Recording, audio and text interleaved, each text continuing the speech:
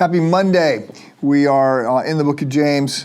The last chapter has got some stuff on money, and so as much as this is a sort of a tired cliche, the pastor talking about money, I'm talking about money. And I'm sort of embarrassed by that, but not embarrassed. I'm aware of that, but look, I'm not that embarrassed because Jesus talks a lot about money, and I do think that it's pretty hard for people to grow spiritually past a certain point until they learn to be sort of radically generous. And money is, as Jesus says, we can't serve two masters. God and money, we will love one and hate the other. So far, I have made 4 points. Everything everywhere belongs to God. This life is act 1 in a 3-act play. Money is more than paper, and money cannot buy happiness.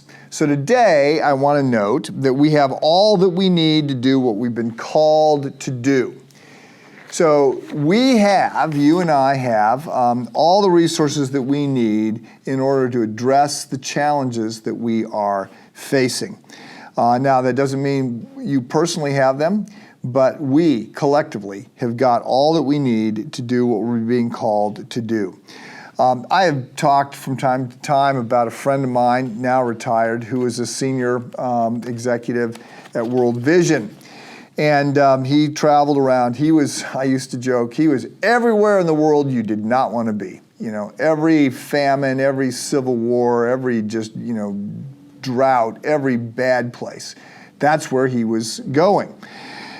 And at one point I was traveling with him. We were in Africa. And I was pretty overwhelmed by the abject poverty and challenges that we were seeing. And I asked him if he was hopeful. And he said, oh, absolutely. He says, we have the ability to do everything that we need to do.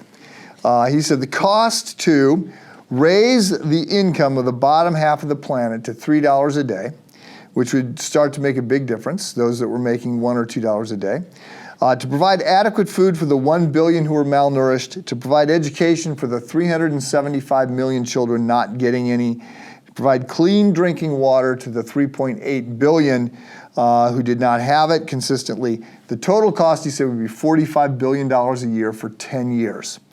He said, now, please understand, we spend 10 times that on advertising, 8 times that on illegal drugs, and half of that on pets. And I should note, there are challenges. It's not just we have to have that money, we'd have to spend it wisely, and not all of the problems can be fixed by money. But let's just note, the global Christian wealth is $15.5 billion, so $15,500 billion per year. Giving to all Christian causes is $280 billion a year. If every Christian tithed, and not many do, but if every Christian tithed, he said we would have $1.5 trillion per year to put to work.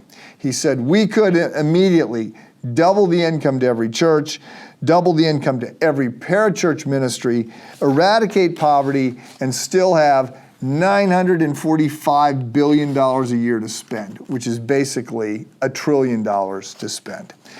So God has provided everything that we need in order to eradicate severe poverty and be the witness for Christ in the world. Think about that. God has provided everything that we need to make the kind of difference that will last for eternity. Have a good day.